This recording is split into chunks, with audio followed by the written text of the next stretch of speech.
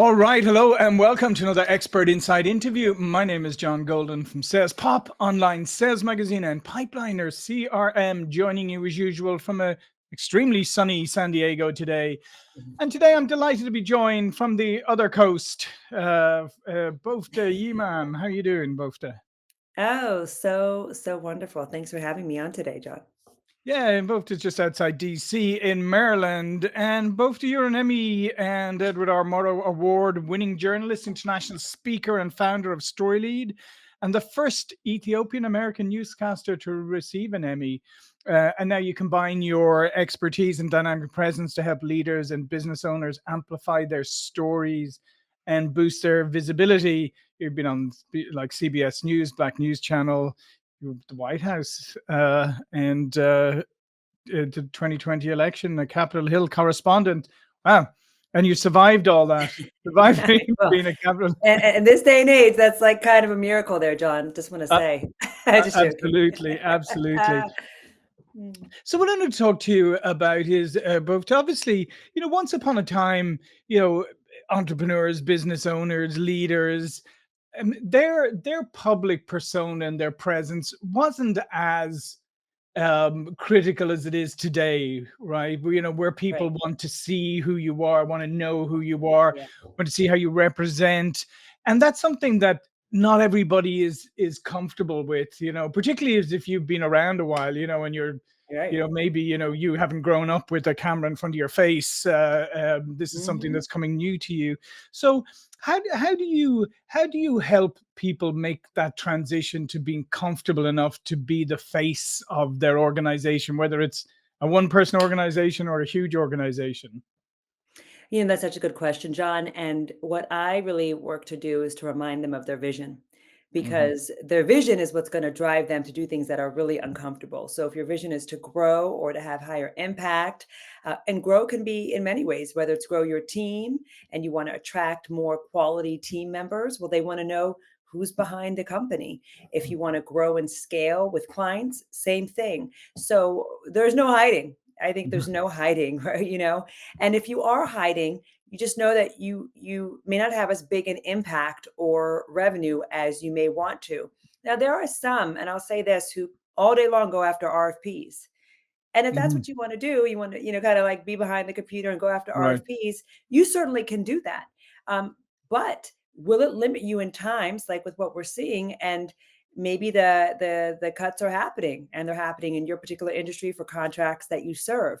So it's really about being smart and strategic and making sure that you have visibility so that you have the options out there, that you're Hmm. in the private sector and you're in government, you're in, public. So it just gives you that breadth that I think is more important now than ever before. We've got to be diverse in how we're going after things and diverse in how we want impact. So I just, again, go back to one, I think it's strategic and smart, as I just pointed out, but I also think that the vision piece is huge. You have to remind a client or a prospect that is this going to meet their vision, staying where they are, doing exactly what they're doing right now? And most of them will say no. No, and I guess the follow on from that, the fact is that we have, I mean, four or five, somebody even say six generations in the workplace. I don't know. People keep adding to the number. I don't know what Yeah. that other generation is, but anyway, so you have people with lots of different sets of expectations and who connect with brands and with businesses and with people kind of differently. So you can't use that. You have to be flexible in how you present yourself. Mhm. Right. You've got to be flexible. And then you have to know, of course, in messaging and marketing, you've got to know who you're targeting. Mhm. So clearly, definitely if you're targeting a younger generation or a younger workforce, you definitely have to be out there. And I would even say that if you want to stand out from your competition, the best way to do so, let's say you're not targeting younger, but you want to stand out from the competition, you certainly will have a better chance if you're visible.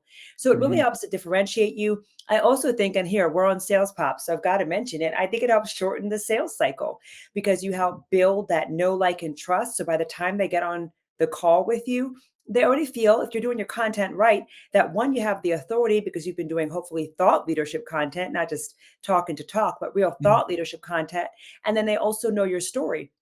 They know a little bit about who you are and how you got there. So by the time they actually get on a call, we know that getting on a call is a huge form of trust. Like Yep. for someone to go to your calendar and to book a call, who does not know you or who met you maybe at a conference a year ago, it's an incredible amount of trust that they have and belief just to do that. So I would say that's a huge win for a lot of companies to get those calls, especially small and medium sized. So I think that when you are visible, and I know this, it does shorten the sales cycle. And plus, you'll also get visibility opportunities that you can't predict, podcasts, speaking opportunities, or what you'll do is you'll cement someone who was on the fence. I've seen this time Mhm. and time again. Somebody who's on the fence about working with you or bringing you on for a speaking engagement, once they see your content, they're like, oh yeah, yeah, yeah, we got to have him or we got to have her, right? And so many things can happen as a result of the visibility, but the leader, the founder, whoever it is, has got to be willing to get uncomfortable. That's just Yeah. it. At least at the beginning. No, absolutely. Because I mean, it started before the pandemic, where I think people were kind of getting tired of being held at an arm's length, and maybe Mhm. technology rather than as an enabler was being used to kind of keep people at an arm's length. And now they want, and then with the pandemic, I think they really want that human connection. They want to understand who you are, and but one of the things that I always find fascinating is you do a lot with storytelling and people like understanding Mhm. their story. Is oftentimes I think people think, well, I don't really have much of a story, or we don't really have much of a story, and they really underestimate how powerful their stories can really be. So true, so true. And I think that's part of willing to get uncomfortable because it's not that we want to share every piece of our story. Some Mhm, things we really don't want to make public. And I tell everyone that's your right. mhm, Your right to tell and say what you want to say. And then what we do want to remember, though, John, is that everyone has a story, but not everyone has a compelling story. mhm. And the reason why is because they haven't taken the time to extract it. That's the only Yeah, differentiator. They haven't sat down and said, like, how am I going to extract my story? And really, what I say to anyone, even listening here, a quick tip is to really think about the transformational moments, how you got from here to there. And when you can really start to piece those out, you'll start to realize that you have story threads. Maybe it was from college to the first job, huge transition, moving to a new city, right, taking on a new role. Maybe something that happened in your childhood. Did you join a workforce development internship and now you are a workforce leader? So part of that is then connecting the dots. What I just did there, it's like someone who's mhm, had an opportunity that links to what they do right now. Oftentimes so many leaders are doing something, a solution to something that they went through, yeah, right? So if they're in mental health, they found a solution. Maybe now they're using technology, but they found a solution based on what they saw or went through themselves. And so it's very powerful to think about what were some transformative moments. How did you get from here to there? And I think when we simplify it like that, we can think of several threads. yeah, How I got my first start to broadcast TV, that's a story in itself. How I then made some leaps, as a story in itself, right?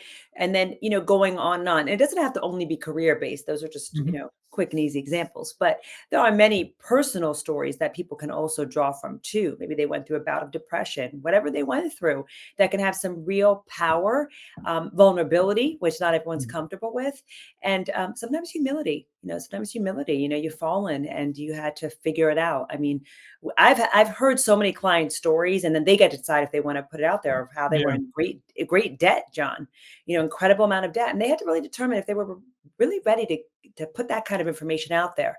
And because you think, well, what will my clients think? Well, they yeah. think I can't manage money, right? You start to go through, so I've seen clients go through, deciding what do I want to put out there, what do I don't really Mhm, feel comfortable putting out there, and to each his own, right? To each his own. Some are more comfortable with certain things. So I still think it goes back to that. Yes, everyone has a story, but if you want a compelling story, you've got to actually sift through and really think about it, journal, and mhm. work with a coach, maybe.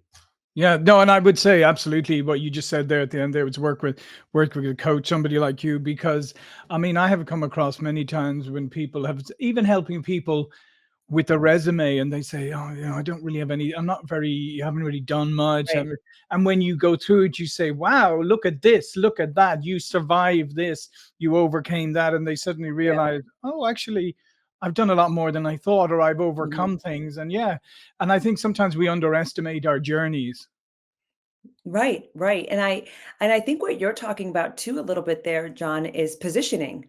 Yeah. So how do I take all the things that I have done and create authority and positioning out of it and connect the dots so it's easier for somebody to Mhm. digest, right? Because we don't want to Yeah. kind of throw up all over them. We've got all these long resumes, but we want to be able to do it in a Yeah. concise manner and a compelling manner. So yeah, I totally agree.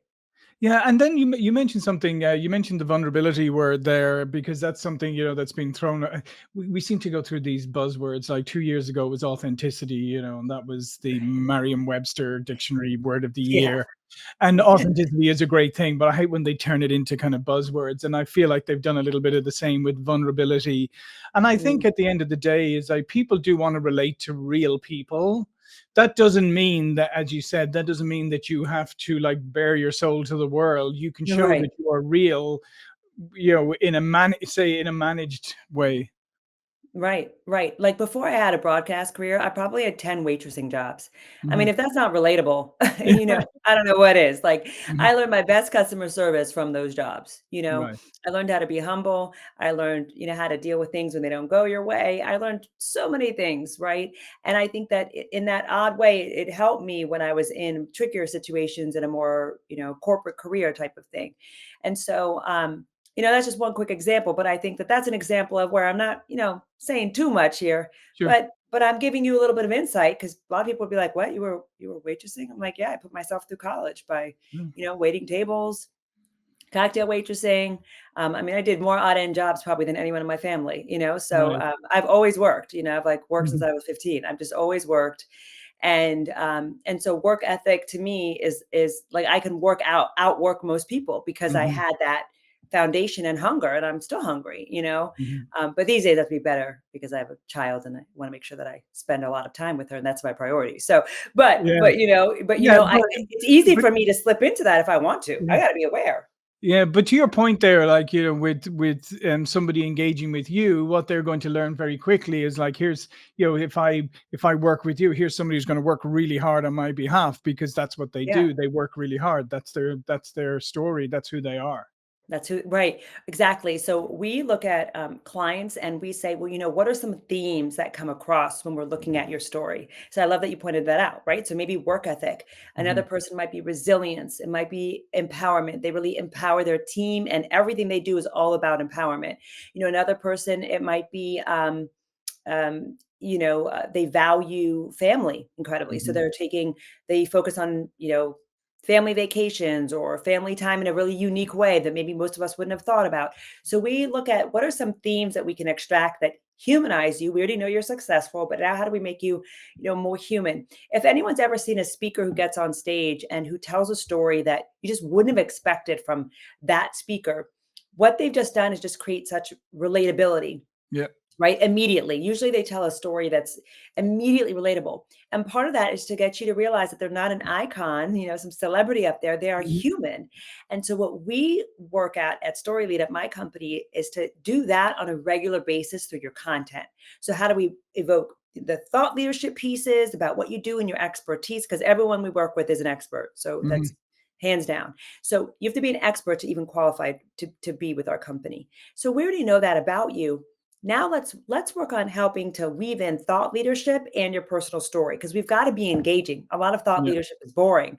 So you got to be engaging and make you human and then give you that thought leadership. And there are some even celebrities out there who I think do this really well as even a celebrity, like the creator of Spanx, I think it's Sarah Blakely. Is it Sarah Blakely?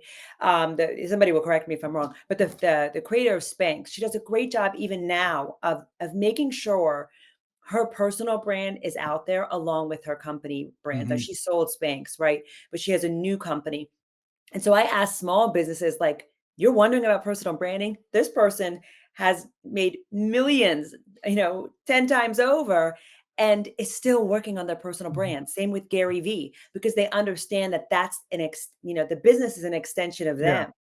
And so they've got when they're out there, other things happen for their business, for their company, with their team. People want to join them, right? And people want to be part of that. They want to work with that. And so I just think those are powerful examples because it just reminds us that personal branding isn't something that just small businesses and medium-sized businesses should do. Everyone should be doing it because that's the thing that's going to help you survive in tough times. And we're in a climate Mhm. that's very unique right now. And Sure. I tell anyone, if you were relying on one sector like government, this is a good reminder. Yeah. And it's a tough reminder, and my heart goes out to everyone because it's a really harsh reminder that we've got to spread ourselves. We've got to Yeah. make sure that we're visible at that nobody can take away the personal brand. You know what I mean? And that helps us generate more revenue and impact. No, 100%, and I think part of that then is, as we touched on earlier, is the thing about being real, like being who you are, as opposed to trying. Sometimes I do see people in it they come across like they're trying to adopt a persona, they're trying to be what they think they Yeah. should be, and that doesn't, I always quote my compatriot Oscar Wilde is like, be yourself because everyone else is taken, and I Yeah. just think, and I and I think that sometimes people think, oh, if I'm going to be a personal brand, or if I'm going to have a personal brand, if I'm going to be out front, then I have to be this type of person, as Yeah. opposed to you may be an introverted, highly analytical person, right? Yeah. That's who you are, so you need to embrace Mhm. that, and that is a very attractive to some people. Some people Yeah. really want that. They want to go, oh, well, I can trust this guy because he's highly analytical, whereas maybe I like this guy because he's a little more entertaining or outgoing or whatever. But so there's space for everyone, and I think sometimes, people who think if they don't fit a particular persona that they can't be out there in front. I think so too. I think there's a lot of misconceptions about what you need to be, whereas being yourself, like you said, is really the way to go. Sometimes, though, I will say sometimes it takes a minute to feel comfortable in your own skin, Sure. being on camera, and that kind of thing. So I always tell people, and for those who are listening, go with the medium that's easiest for you. So some people are just more natural writers. Hmm. So do that in your content, and then you Yeah. can weave in video later. For some, being on camera, they'd rather do that than write any day of the week. So then do that. So do what's easiest for you at the start because the key is just to start. Yeah. You're going to mess up. There's probably going to be things that you don't love, but you're going to figure it out and you're going to get more comfortable with, oh, you know what? That's a direction that I would want to lean into. But Mhm. as we know, marketing is experimental. Yep. So starting allows you to experiment faster versus the person who's, thinking about it and making all these plans and, doing all these things, and 6 months later they've got only 3 content pieces out there. So and we've all been there probably at one point or another because we've over planned because we really just didn't want to do the work. We just didn't Yeah, want to do the yeah, work. yeah. So, That'll yeah, so I say that to be being yourself can be a little bit tough at the beginning when you're putting yourself out there because you tend to think, what are people going to think if you're honest with yourself? Are they going to think that I'm this, that I'm that? My old coworkers, people really get in their heads about, all the judgment they're going to face when the reality Mhm. is most of those people are not even going to catch it. No, no, exactly, and frankly, a lot of people don't care. So, I mean, really, at the end of the day, Yeah. you want to reach the right kind of people. It doesn't really matter how your former colleagues or people back home or whatever it is. It's nice if they like what you're doing, but it's not critical. But I did pick up on one thing there. For I think coming back to, and I'm a big advocate for coaching. I think this comes back Yeah. again to maybe having somebody like yourself, because let's face it, just like marketing, it's very subjective. So therefore, you could put yourself out there, and then you get feedback from a couple of people that isn't great feedback, but they may not Yeah. actually be very representative. Um, and you take that on board, and maybe it knocks you back. I think having somebody like you, where you can sort of help somebody through that, through those early stages, and through kind of navigating the subjectivity of it all. Well, right. And we have a team of experts, copywriters, graphic designers, video editors who help you shape this compelling narrative in different ways and different mediums. And one of the things that we have on our team is a copywriter is going to meet with you twice a month. And really coach you through some of the themes and the stories and what your thought leadership is. And so by really cultivating that, what happens is the client feels more confident because they've got Hmm. like this support staff, right? Yep. So they feel more confident that this message and then that this message is compelling and is also targeted toward the tailored audience they want to attract. And the benefit is also we have two additional copywriters after their one-on-one copywriter who goes in and then double checks all the copy. Like, does this make sense?